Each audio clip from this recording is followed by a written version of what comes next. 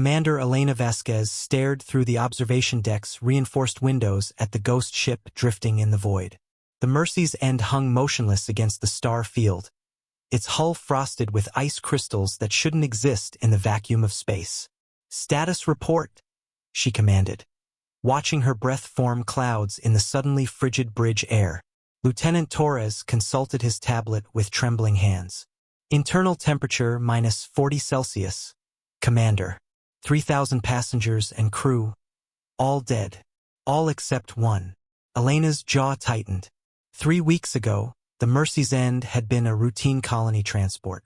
Then they'd rescued a survivor from a derelict alien vessel, a Vortak female found drifting in a cryopod. Within hours of her awakening, the ship had become a floating tomb. Everyone she touched had frozen from the inside out. Everyone except Engineer Marcus Webb. "Ma'am," Torres interrupted. "Incoming transmission from the Mercy's End." Elena's pulse spiked. For 3 weeks, they detected only one life sign aboard the plague ship. "Audio only?" "Yes, ma'am. It's the human." Marcus Webb's voice crackled through the speakers, hoarse but alive. "This is Engineer Webb. If anyone's receiving this, stay away from the ship. The Vortak Zarakith, she can't control what she does to people. The cold doesn't just kill. It steals something essential." Elena leaned forward. "Torres, open a channel." "Engineer Webb, this is Commander Vasquez aboard the US Resilience. What's your status?" A pause filled with static. "Commander, I'm alive. Somehow. Zarakith has been trying to communicate with me. I think she's as scared as I am. But Commander, the symbols on her ship, the technology, I think she's from the frozen reaches." The bridge fell silent. The frozen reaches were legend, an ancient civilization that had vanished 2 millennia ago, leaving behind only ice-covered worlds and whispered warnings. "Webb, we're coming to extract you." "No, Commander. You don't understand. I'm only alive because I'm human. Something about our physiology, our emotions, we're different. If she's really from the frozen reaches, then what destroyed her civilization might still be out there." Elena studied the frozen ship, understanding the implications. If humans possessed some unique resistance to whatever had killed 3,000 people in hours, they weren't just another species seeking galactic citizenship, they might be the galaxy's only defense against an ancient threat. "Maintain position, Webb. We're coming anyway." The transmission dissolved into static, but Elena had heard enough. Whatever was keeping Marcus Webb alive among the frozen dead, it was uniquely human. And if the legends were true, humanity's first real test as a galactic species had just begun. "Set course for the Mercy's End," she ordered. "Prep environmental suits.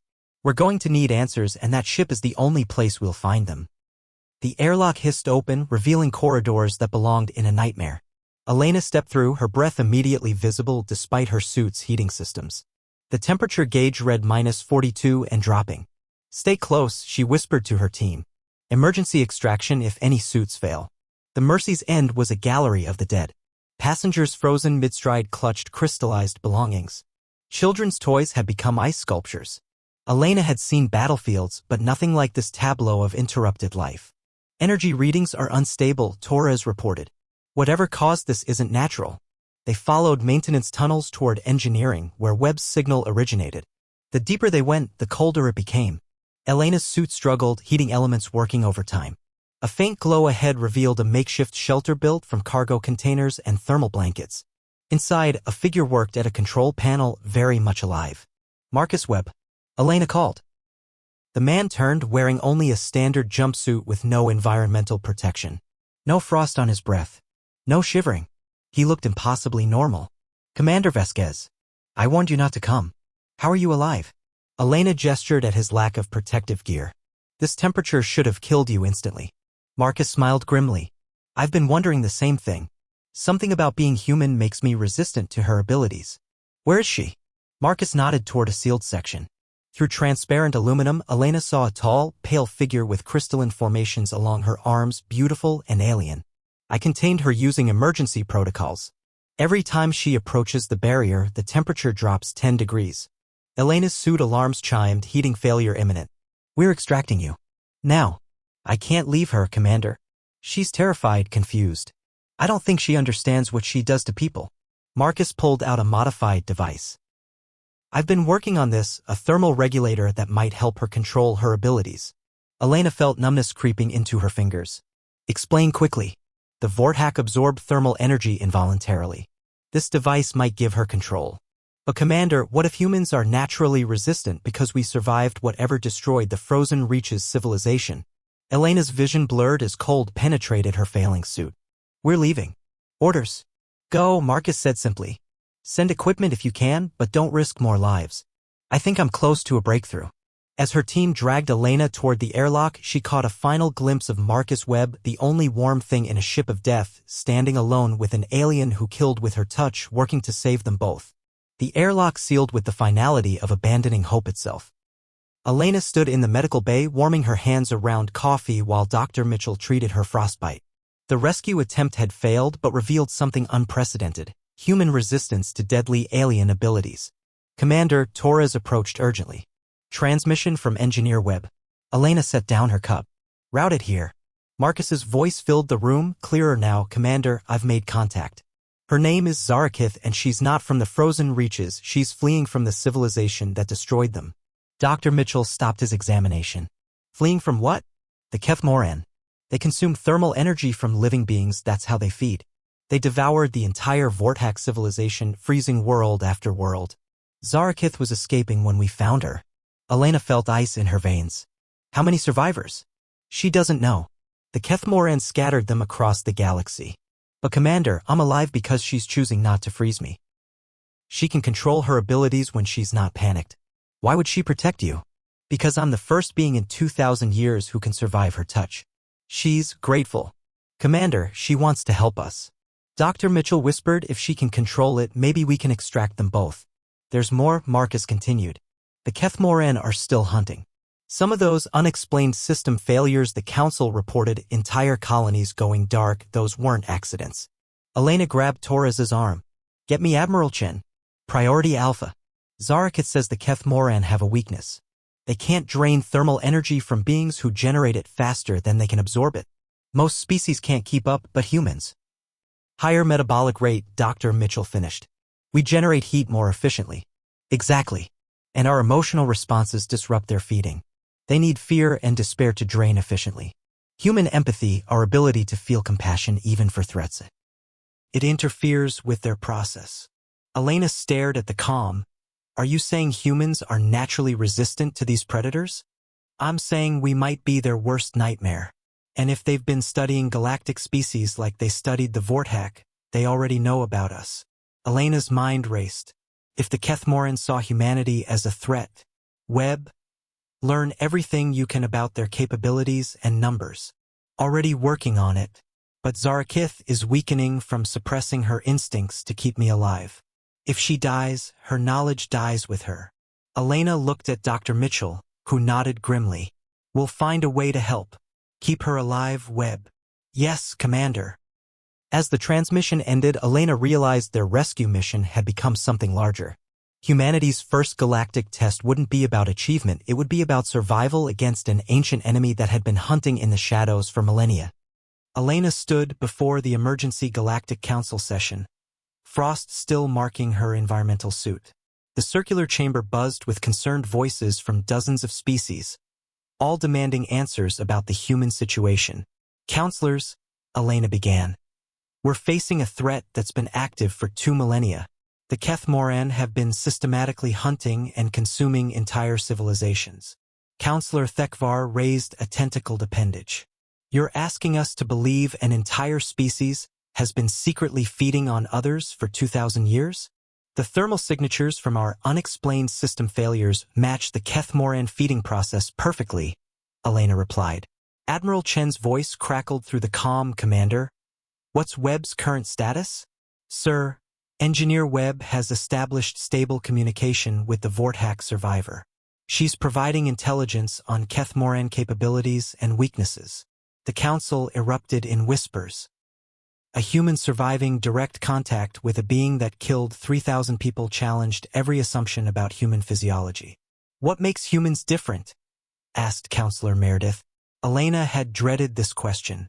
Humans possess unique traits providing resistance to thermal absorption, higher metabolic rate, efficient heat generation, and our emotional responses disrupt their feeding process. Emotional responses? Thekvar's disbelief was evident. our capacity for empathy even toward threats. The Kethmoran require fear and despair to feed efficiently. Human emotional complexity makes us unpalatable. Silence filled the chamber as implications dawned. If humans were naturally resistant, humanity wasn't just seeking galactic membership. They were potentially the galaxy's best defense. Admiral Chun cut through the quiet. Commander, you're authorized to extract both survivors. If Webb can survive extended contact, we need to understand how. Sir, the risks are acceptable. Dr. Rodriguez is en route with xenobiology support. Counselor Thekvar interjected, what assurance do we have this Vortak isn't actually Kethmoran infiltrating our defenses? According to Webb's reports, Zarakith has been protecting him from the cold her presence creates. If she were Kethmoran, killing him would be trivial. Or she's preserving him for another purpose, Meredith suggested. Possible, Elena admitted. But she's our only intelligence source about an enemy operating in shadows for millennia. The risk of trusting her is outweighed by remaining ignorant. Admiral Chun returned. Commander, several more system failures occurred this week. If the Kethmoran are accelerating activities, we need immediate action. Elena felt responsibility's weight. Orders, sir? The modified environmental suits felt different. Dr. Rodriguez had added thermal generators and emotional dampeners to suppress fear responses that the Kethmoran fed on. Elena wasn't convinced they'd work, but trusted the xenobiologist's expertise. Maintain calm emotional states. Dr. Rodriguez's voice crackled through calm. Fear and panic make us vulnerable. Elena's team moved through the Mercy's End's corridors with practiced efficiency. The frozen corpses seemed less horrifying now, waypoints to understanding a larger threat. Energy readings are different, Torres whispered. More stable. Elena checked her instruments. The wild fluctuations from their first boarding were gone, replaced by steady, controlled emanation from engineering. Webb's been busy. They found the makeshift shelter significantly expanded. A complex arrangement of thermal regulators, communication equipment, and an unprecedented translation matrix. Commander Vasquez, Marcus emerged from behind equipment banks, looking surprisingly healthy for someone who'd spent a month in sub-zero temperatures. I wasn't sure you'd make it back. Dr. Rodriguez insisted on new equipment. We think we can extract you both safely. Marcus nodded toward the sealed section where a tall figure sat motionless on what appeared to be an ice chair. Humanoid but clearly alien, pale blue skin with crystalline formations along her arms and face. She's beautiful, Dr. Rodriguez breathed. And deadly. But she's learned control. Watch. Marcus approached the barrier, placing his palm against it. Temperature readings spiked momentarily, then stabilized. Through the barrier, Zarakith mirrored the gesture. How is this possible? Elena asked. Trust, Marcus said simply. She's been alone for 2,000 years, watching her people die, fleeing predators that consume life itself. When she realized I wouldn't freeze, she started hoping. Dr. Rodriguez stepped forward, instruments scanning. The thermal regulation is incredible. She's creating localized heat differential maintaining survivable temperatures. It's more than that. She's been teaching me about the Kethmoran. They don't just absorb thermal energy, they consume life force. The cold is just a byproduct. Elena felt a chill unrelated to temperature. What do you mean? The Kethmoran don't just kill, they erase. They drain the fundamental energy sustaining life. That's why the bodies look so empty. Dr. Rodriguez's readings confirmed Elena's growing understanding. The corpses don't decay normally. The Kethmoran drain the essential processes continuing after death. Marcus activated the translation matrix. Wind chimes mixed with distant thunder filled the air, translated moments later. She's grateful for the chance to prevent what happened to her people from happening to others. She wants to come with us. Elena looked at her team, then Dr. Rodriguez. Assessment, Doctor? If Webb can survive direct contact and she can control her abilities, she's our best intelligence source. But Commander, the energy patterns suggest she's dying. Controlling her abilities is consuming her. How long? Days, maybe weeks. She's suppressing natural functions to avoid accidentally killing you. Elena made her decision. We're taking them both. If she loses control during transport, we'll handle it then. As Dr. Rodriguez prepared the containment unit, Elena watched Marcus and Zarakith, human and alien who'd formed an impossible bond that might save the galaxy. The Resilience's medical bay had become a laboratory diplomatic suite hybrid. Zarakith occupied a specially constructed chamber allowing thermal regulation while maintaining communication. Marcus sat beside it, hand pressed against the transparent wall in their standard connection gesture. "The readings are remarkable," Dr. Rodriguez murmured, studying streaming data. "She's creating a localized thermal ecosystem." Elena watched from the observation deck as Marcus and Zarakith communicated through the translation matrix. Their week-long conversations had revealed the true Kethmoran threat scope, worse than imagined. "Commander," Admiral Chen's voice crackled from fleet headquarters. "Current intelligence assessment?" Elena consulted her notes. According to Zarakith, Kethmoran operate in hunting packs of 12 to 15. They can strip life force from entire star systems in days. They've been systematically working through the galaxy for 2 millennia. "How many total?" "She estimates 3 to 500. They reproduce by converting drained life force into new Kethmoran." Admiral Chen's silence stretched endlessly. Finally, "Commander, if accurate, we're looking at a species that's consumed billions of beings' life force." "Yes, sir. But there's more." Elena looked at Marcus, deep in conversation with Zarakith. "She believes the Kethmoran have been studying humanity specifically. Our resistance makes us a significant survival threat to them." "Are you saying they're targeting human colonies?" "They may have already started. Kepler 438 and Ross 128 incidents match Kethmoran attack patterns perfectly." Elena heard Admiral Chen curse trilingually. "Find out everything about their capabilities and location. The fleet's mobilizing." "Sir, there's something else. Dr. Rodriguez believes human Kethmoran contact creates unexpected results." "Explain." Elena observed Marcus, who'd somehow survived month-long exposure to lethal temperatures. "Webb isn't just resistant, he's adapting.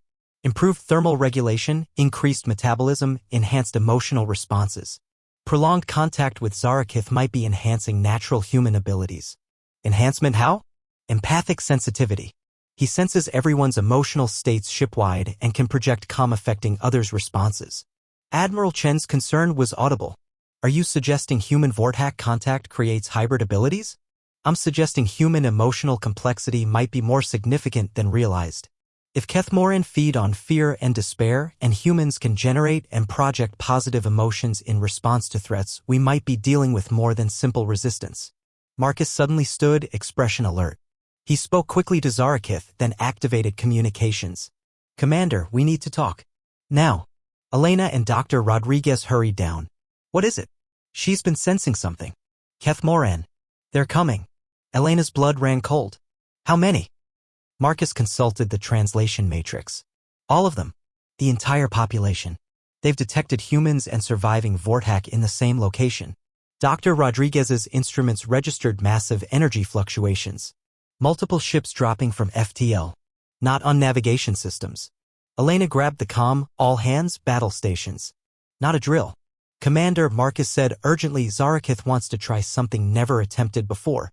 If she can link her abilities with human empathic responses, she might create a feedback loop disrupting Kethmoran feeding process large-scale." "What would that involve?" "Direct contact. No barriers, no protection." The Resilience's bridge was cleared except for essential personnel. Elena watched Kethmoran ships approach like dark metal wasps, their vessels absorbing light and creating holes in the star field that hurt to observe. "Thermal readings off the charts," Torres reported, voice tight with fear. "They're draining heat from space itself." In the modified medical bay below, Marcus and Zarakith prepared for what would be either salvation or the galaxy's final moment. Dr. Rodriguez had removed all barriers, and temperatures dropped to instantly fatal levels. "Marcus?" Elena spoke through comm. "Are you certain?" Marcus looked up, breath visible in frigid air. "Commander, what makes humans different isn't just metabolism or emotions.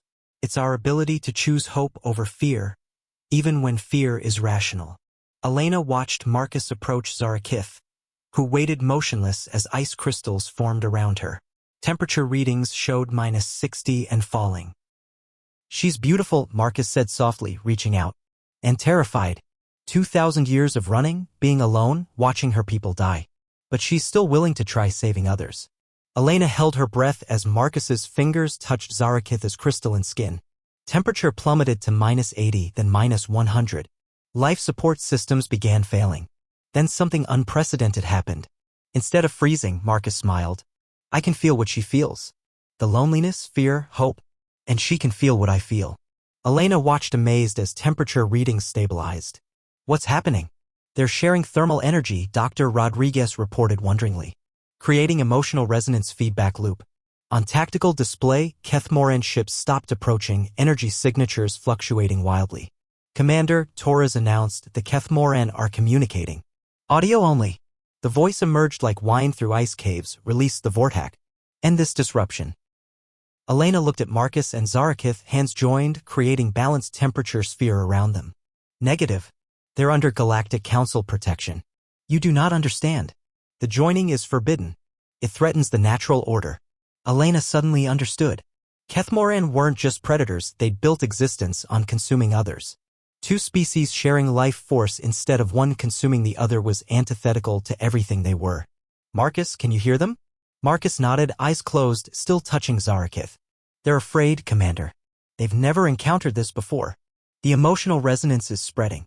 On tactical display, Kethmoran ships began emitting thermal energy instead of absorbing it. They're losing the ability to drain life force, Dr. Rodriguez explained. They're becoming normal.